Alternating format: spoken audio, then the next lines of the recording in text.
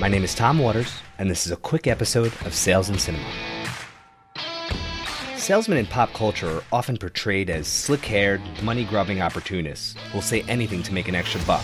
So why is it that some of our favorite sales roles perpetuate that stereotype? Why do we love those rousing speeches in Boiler Room and The Wolf of Wall Street, where hundreds of agents in the bullpen are being rallied to lie through their teeth to close their next deal? Let's take a look at the approach these fictional sales leaders use to thrill us into submission. Today we're going to analyze Ben Affleck's famous speech in Boiler Room and learn about the core differences between persuasion and manipulation. In the beginning of the scene, Ben Affleck walks into the room and immediately establishes himself as a governing personality by laying claim to a chair at the head of the table. Sorry, man. It's my seat. That's understandable considering he's a partner at the firm, but my favorite part about this move is that he doesn't even sit in the chair. Before he even gets started, he immediately sends two candidates home. Dumbass. Get the f*** out of here. What? He sends the first person home for insulting a fellow applicant.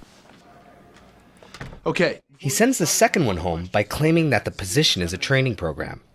I have a Series 7 license. Good for you. You can get out too. The more likely reason is that the experienced broker will quickly understand that the operation is a fraud. But from the audience's perspective, sending two people out of the room when he first walks in takes care of three persuasive principles. Authority. His actions command the undivided attention from everyone in the room. An engaged audience is easier to persuade than a distracted one. Scarcity. It increases the value of the remaining seats. Anyone who didn't get sent home will now feel relieved to be on the winning side of the selective process. Reciprocity. By defending a candidate who was insulted by one of his peers, he establishes that he's willing to stand up for the team. This action creates a sense of social debt that makes the remaining candidates feel a need to pay it back in some way. Now that he's established himself as a person of power and secured the attention of his audience, he reinforces these concepts with his opening line. Here's the deal. I'm not here to waste your time. Okay, and I certainly hope you're not here to waste mine. So I'm going to keep this short. Become an employee of this firm, you will make your first $1 million within 3 years. Now that's a really bold statement. This is called the hook, and is designed to evoke an immediate emotional response that will be the underlying motivator used to influence the group. Here's where the speech moves away from persuasion and into manipulation. I'm going to repeat that. You will make $1 million within 3 years of your first day of employment at JT Marlin. Everyone is so charmed about the idea of becoming a millionaire that no one is thinking about who will actually survive long enough to get there, nor are they thinking about the tough sacrifices they'll have to endure to reach such a desired status. Now y'all look money hungry, and that's good. This is tremendous in the world of sales. How can someone look money hungry? It's total fluff, but what he's doing here is taking advantage of their new emotional state by telling them exactly who they are, so they don't need to think for themselves. Their focus is distracted by his bold statement. I drive a Ferrari. What's up? He proceeds to vividly describe the extent of his wealth in order to allow his audience to picture themselves in his shoes. This is the sizzle in the phrase, selling the sizzle. His embellishments are exciting, but more importantly, he makes them feel within reach. I am a millionaire. It's a weird thing to hear, right? Tell you, it's a weird thing to say.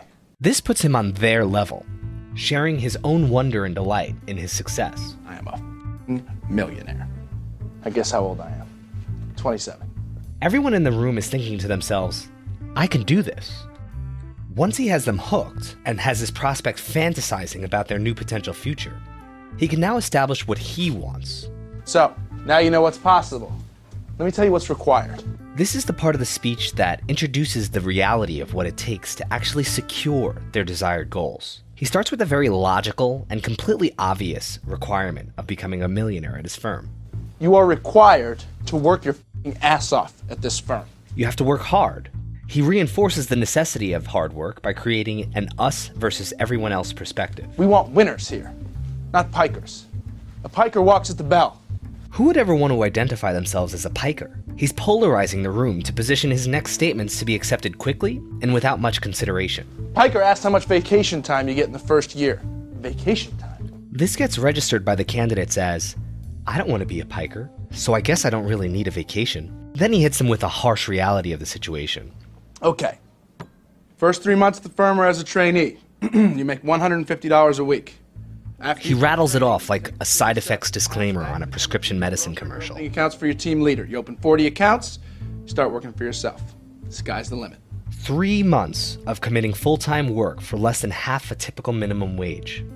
After that, you still have to open 40 accounts before you have the privilege of working for yourself, but really at his firm. It's a pretty crazy setup, and he knows it, which is why he has to sell it. And it's why his speech is so interesting, but he's not done. The high of becoming a millionaire is slowly fading with this serious commitment he just dropped. So he has to reinforce a group mentality to prepare the team to expect and then reject any outside influence that may stand between their shared goals. Word or two about being a trainee, your friends, your parents, the other brokers, whoever, they're going to give you shit about it. It's true. $150 a week, not a lot of money, but pay them no mind. You need to learn. The sales methodology applied here uses elitism, exclusivity, and emotional exploits to sell a dream to new recruits. These new hires will work themselves to the bone for this firm and isolate themselves from their loved ones because of a carefully crafted speech. We as an audience are energized and enchanted by the confidence in his manipulation, and the speech worked as intended. Okay, that's it. We all got sold.